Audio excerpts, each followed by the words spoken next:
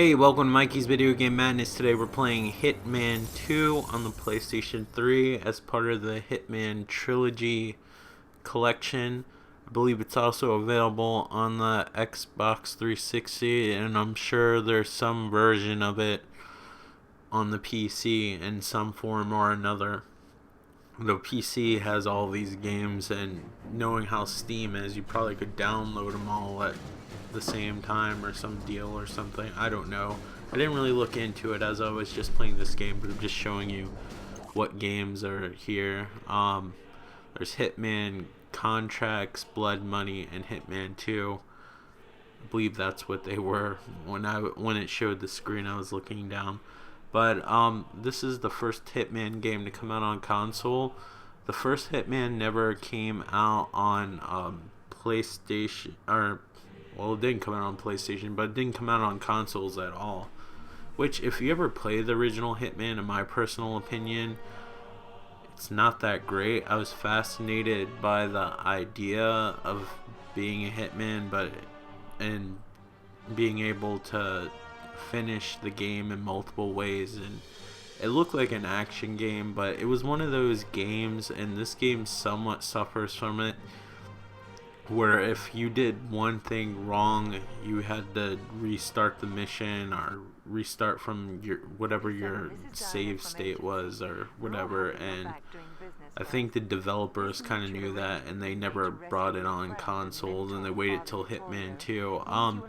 Hitman 2 came out on PC, PlayStation 2, and the original Xbox. Obviously, the PC is the best version, followed by the original Xbox and then the PS2. But I will say the PS2 was a very good looking game for the system, and to be honest, when I saw screenshots of Hitman 2 on the PlayStation 2, I didn't think that the system could do it. I thought there were screenshots from another system. Now, I don't know if this game runs on its own special engine for this particular collection, but this is definitely not a port of the PlayStation 2 version, because there's normal mapping or bump mapping. It's one of those things that has like the 3D-ish textures. During this time it would be referred to as bump mapping when this game came out, and then later on that effect was referred to as normal mapping. I think normal mapping is a more advanced version, so we'll just say normal mapping.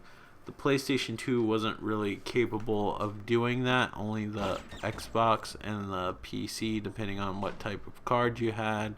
So I don't know what version of this is, because the training level, the stained glass windows actually had normal mapping on it. You don't see it too much. It's sprinkled out here and there, as that wasn't really overused effect at the point in time that this game came out, because it was pretty advanced and hard on the system. Like, you wouldn't see a game that would be like coded with it. If it was usually low resolution. That's why when games like Doom 3 and the Chronicles of Riddick Escape from Butcher Bay were so mind-blowing, because that had normal mapping on everything, and it made the game look drastically better and more advanced. Before that, there was just games that had it sprinkled on things here and there, and this is one of those games. But the only PlayStation 2 game that I know of that I've ever seen normal mapping or bump mapping in was The Matrix, The Path of Neo, which it looks terrible on PlayStation 2, but I mean, it's also a technical feat. They even have that scene where you're fighting like 100 Agent Smiths at the same time. I think the game's personally fun. I also I think the PlayStation 2 was the less broken of the games, but imagine a time where there were games rushed out the door that were actually broken. Enter the Matrix is the game I'm talking about, and I think it was the GameCube version. I can't remember if it was broken on the Xbox version or not, but the games are broken, and back then you couldn't get a patch to fix the game. You couldn't just download a fix. They wanted to rush the game out for the movies, and it kind of sucks because if you're like a fan of the sequel Matrix movies, which I'm not a terribly huge fan of, although I mean they're fun to watch or whatever, but I don't know. I like the first Matrix film, and it's kind of like with the Star Wars prequels. Sometimes less information is more, and the Star Wars prequels kind of want to over explain everything, which I think kind of took away from the feeling of the first film, where it left a little bit to your imagination. Well, the sequels of the Matrix trilogy kind of did the same thing, kind of suffered from the same thing.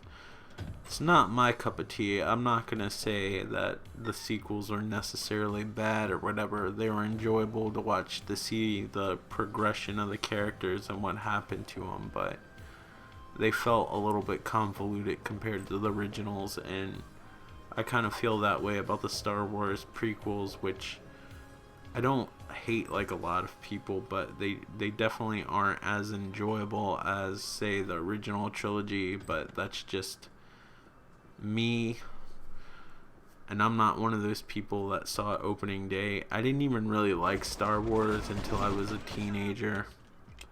I didn't really get into it as a kid. I really didn't care that much about it. I was into other things. I went through my Ghostbusters phase. I never really grew out of that. And then I went to like the Turtles. I think I had some Transformers and shit like that. So I don't know. And then I remember really being, I don't know why they did it, but they had toys for like Terminator 2. So I remember being into the Terminator films and stuff like that. It wasn't until much later on as a teenager, and they came out with these little micro machine models, and I became fascinated with the little spaceships. And I was lucky enough to have a friend at the time that had a PC where a lot of the good Star Wars games were starting to come out, like X-Wing and TIE Fighter, and I know it's not much now, but when I first saw Rebel Assault 2, it absolutely blew my mind. But once I saw that, I started getting into the movies, and then I ended up watching the movies based on the merchandise and seeing the designs. I always loved the designs of the original trilogy's universe, and the spaceships and the guns and the lightsabers and stuff, more than I guess the actual story at first. Then I ended up watching the movies and liking the story too. But if I would have to give credit to anything for my interest in Star Wars, it would be the it would be the technology and the universe and the designs of everything. That's what got me interested. But yeah, I'm way off topic now. So this is Hitman. I'm playing this game probably like you shouldn't play. I'm playing it like an action game, and since this is the first real level, there's a tutorial level before this, but it's really just telling you how to play. After this level, you can't play this game like this. I mean, you might be able to survive the second level, but there's consequences. When you play like Rambo here, like this, like later on hostages will get killed, or you'll be discovered, and it's automatic mission failure. And then the game starts getting a little bit frustrating because people can pretty much detect you pretty easily. You can wear people's clothes and disguises, make sure you hold accessories with that, but unless you know exactly where to go and when to do it, you can fail the mission or blow your cover, and that leads to some frustration where you have to start to remember the layout of levels exactly. With each sequel of Hitman, they kind of got more lenient with it, where Hitman Absolution, which is, I guess, the last game before this episodic Hitman, it's supposed to kind of be like a prequel, sequel type deal. They're just calling it Hitman. That seems to be the thing to do now. They're doing it with Doom as well. So I don't know if it's technically a reboot or they're just calling it Hitman to garner interest in the franchise. Like maybe the mechanics will be different, kind of, I guess, like they did with Tomb Raider as well. I don't know. I played the beta of it. It seems alright. It seems like a mix between stealthy gameplay and Hitman's Absolution's gameplay, but I feel like it's a little bit more strict than some of the things you could get away with Hitman Absolution. This game seems like you could play it like an action game, but again, this is the first level. It's just letting you kind of experiment what you can do. Being able to switch from first person to third person is a godsend in this game, because I feel like your view in third person isn't all that great. This was pretty impressive, at least for the PlayStation 2. Obviously, again, it was better looking on the original Xbox, but the Xbox always had like really sharp looking games. This isn't the PlayStation 2 version, of course. This is like a higher res version. I don't know what the port of this particular version was based on, but I know it's not based on the PlayStation 2 version. There's actually car keys you can find to actually open up the car, but I shot everybody and didn't search all the bodies thoroughly enough to get them.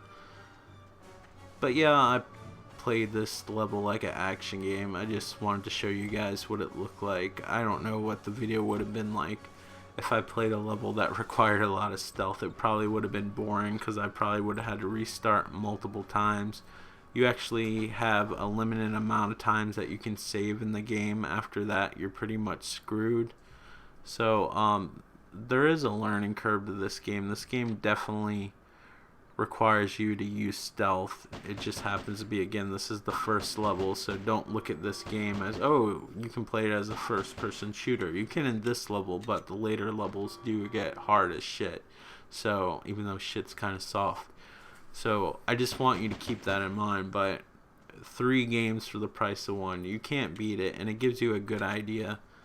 I think it was Hitman Contracts actually had some reimagined levels from the original Hitman, but the original Hitman never came out on consoles, which is fine. It wasn't all that great. It was a great idea, but 47, this is Diana from agency. when you actually played it in practice, it just wasn't. It wasn't all that good, in my opinion, at least. Maybe there's some Hitman purists that thinks that game was the bee's knees, but it was a game that you had to know exactly what to do, when to do it, or you were screwed. And if you happened to quick save at the wrong moment, you could have completely fucked yourself over. Then you had to start all over again. To be honest, since I haven't played that game, gosh, I think I was still... You know what? I think I might have graduated already, so it might have been like 2003 when I played it. When I played it, it wasn't a new game. Like, it can run on our fairly shitty PCs that we had at the time. We were really struggling, really looking at if our computers had 128 megabytes of RAM in it. That sounds like nothing today, but at the time, like, that was like the biggest hurdle, was to have that small amount of RAM in your PC. So a lot of times we would hope that we'd get console ports of some of these wonderful games. One of the biggest games, we always wanted a console port so we could play it at a fairly decent looking level, was Medal of Honor Allied Assault, which, if you ask me, that's still my favorite and the best Medal of Honor game to ever come out. Even though it's somewhat limited, it was during a time where you still couldn't look through the iron sights and stuff like that, but the levels and immersion were like so well designed. It was clearly like the predecessor to Call of Duty, the first Call of Duty and Call of Duty 2. And to make more sense of it, the people that actually worked on that actually were the people that went on and made Call of Duty and branched off from Medal of Honor. So it was just the perfect game, and I wish they'd release some type of digital version on consoles like they did with the first Call of Duty. I don't know why they never released the expansion pack to Call of Duty as well. I can't even remember what the hell it was called, but there was an expansion pack, but I don't know if it would be fun today. I remember it being really, really difficult, but it was fun, and I don't think I ever got to finish it, sadly. But I mean, I got to like the last part, and then I think it was during Christmas time, and I guess I probably got a new game or something, and then just never played it again. And if I went back and played it, I probably would have been horrible, because you know when you play a difficult game, you kind of lose your skill level a bit until you play the game for a little while. If you're hearing weird noises in the background, my dog kind of makes noises when she sleeps. It's really weird. But thank you guys so much for watching, and I would definitely check out the Hitman Trilogy collection for either PlayStation 3 or Xbox 360, just depending on what console you like or what controller you like. Both versions run exceptionally well, and these are fun games, but a little bit strict in their gameplay. Thanks for watching, and take care. Bye. If you want to, like, comment, and subscribe! Thanks for watching!